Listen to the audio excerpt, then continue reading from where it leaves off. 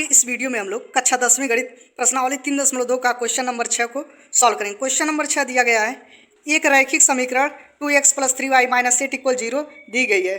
दो चरों में एक ऐसी और रैखिक समीकरण लिखिए ताकि प्राप्त युग्म का ज्यामितीय निरूपण जैसा कि पहला दिया गया है प्रतिच्छेद करती रेखाएं हों, दूसरा समांतर रेखाएं हों और तीसरा संपाती रेखाएं हों। एक समीकरण दिया गया है और हमको दूसरा समीकरण लिखना है जो कि पहले कंडीशन को संतुष्ट करता हो, प्रतिच्छेद करती हो, और दूसरे कंडीशन को भी संतुष्ट करता हो, और तीसरा कंडीशन संपाती रेखाएं हो। इस तरह से हमको सेकंड समीकरण लिखना है। तो चलिए इसको सॉल्व करते हैं। इस क्वेश्चन को सॉल्व करने से पहले ये जो में दिया गया है इसको हम लोग पहले ध्यान से इसको देखेंगे। यदि रैखिक समीकरण इस तरह से दिया है तो कब रेखाएं प्रतिच्छेद करती हैं? यदि a1/a2 ≠ b1/b2 होता है तब रेखाएं प्रतिच्छेद करती हैं। दूसरा, समांतर कब होंगी? जब a1/a2 = b1/b2 ≠ c1/c2 के होगा तब समांतर होंगी। और उसके बाद तीसरा, संपाती कब होंगी? जब a1/a2 = b1/b2 = c1/c2 के जब इक्वल होंगी तो रेखाएं संपाती होंगी। इसको नोट्स कर लेंगे हम लोग क्योंकि ये बहुत ही इंपॉर्टेंट है इन तीनों को। उसके बाद इस क्वेश्चन को लगाएंगे तो बहुत ही आसानी से यह क्वेश्चन सॉल्व हो जाएगा। समीकरण जो दिया था 2x + 3y - 8 = 0, इसको मानेंगे हम लोग समीकरण फर्स्ट। और सेकंड समीकरण हमको निकालना है, वो कैसा समीकरण होना चाहिए? जो कि रेखाएं प्रतिच्छेद करती हैं। यदि बताना है कि प्रतिच्छेद करती हो तो क्या होता है, a1/a2 ≠ b1/b2 के अगर होगा तो रेखाएं प्रतिच्छेद करेंगी। अतः रैखिक समीकरण इसका क्या हो जाएगा? 3x + 2y - 7 = 0। क्यों? क्योंकि a1/a2 ≠ b1/b2 के होना चाहिए। a1 और a2 हम लोग कैसे लिख सकते हैं? ये जो दिया गया है इसको इंटरचेंज कर दीजिए, 2 की जगह 3 और 3 की जगह 2। जैसे यहाँ पे 2x है तो हम लोग लिख सकते हैं 3x + 2y, और उसके बाद माइनस 8 है, 8 की जगह हम लोग कुछ भी लिख सकते हैं यहाँ पे। अब देखिए यहाँ पे b1/b2 और a1/a2 इक्वल होगा, दोनों नहीं होगा, इस तरह से इसको लिख सकते हैं। इसको इंटरचेंज कर देंगे तो प्रतिच्छेद करती रेखाएं हमको मिल जाएगी। अब दूसरा क्या था? दूसरा में समांतर रेखाएं हमको दिखाना था। तो समीकरण था 2x + 3y - 8 = 0 दिया था।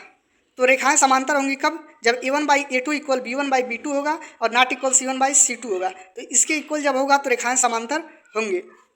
तो हम लोग क्या करेंगे, a1 और a2 = b1 और b2 करेंगे। तो इसको क्या कर सकते हैं, 2x है यहाँ पे 3x है तो इसमें किसी अंक से गुणा कर दीजिए। जैसे हम 2x है तो इसमें 2 से गुणा कर दे रहे हैं तो कितना हो जाएगा, 2x प्लस उसके बाद 3 में 2 से फिर कर देंगे तो 6y हो जाएगा, माइनस यहाँ पे कुछ भी लिख सकते हैं। 8 की जगह हम लोग लिख सकते हैं 11, 15 कुछ भी, लेकिन इसके इक्वल नहीं होना चाहिए। ऐसा लिखेंगे कि इसके इक्वल न आए। तो इस तरह से इसको हम लोग लिख सकते हैं। ये रहा इसका बहुत ही सिंपल तरीके से ट्रिक। अब इसमें क्या था, 2x + 3y - 8 = 0 है तो समीकरण दिया था, इसको मानेंगे फर्स्ट। अब हमको थर्ड में पूछा था कि रेखाएं संपाती हों, ऐसा हमको निकालना है। तो रेखाएं संपाती होंगी कब? जब a1/a2 = b1/b2 = c1/c2, अर्थात a1/a2 = b1/b2 = c1/c2 जब होंगी तब रेखाएं क्या होंगी, संपाती होंगी। तो इसके इक्वल होना चाहिए। 2x है, 3x है, -8x है तो इसमें या तो 2 से गुणा कर दीजिए सब में, या 3 से या 4 से, किसी से भी। अतः जो रैखिक समीकरण होंगी इसका सेकंड समीकरण क्या हो जाएगा, इसमें 2 से गुणा कर दे रहे हैं तो हो जाएगा 2x, उसके बाद प्लस 2, 3 दूना कितना होगा 6, -8 दूना 16 = 0। इस तरह से हम लोग निकाल सकते हैं। अब इससे तुलना करके निकालेंगे तो इसके इक्वल होगा। जैसे a1 की वैल्यू कितनी है, 2 है, और इसकी a2 की वैल्यू 4 है, इक्वल b1 की वैल्यू क्या है, 3, और b2 की वैल्यू क्या है, 6, इक्वल c1/c2 होता है, c1 की वैल्यू -8 और c2 की वैल्यू -16। अब इसको काटेंगे तो 1/2 आ जाएगा। इसको काटेंगे 3 × 3 = 3 दूना 6, 1/2। इसको काटेंगे तो 8 × 8 दूना 16, 1/2। अब देखिए तीनों जगह 1/2 1/2 1/2 आ गया। इस तरह से हम लोग इसको सॉल्व कर सकते हैं क्योंकि 1/2 तीनों में आ गया। इस तरह से इसको सॉल्व करेंगे।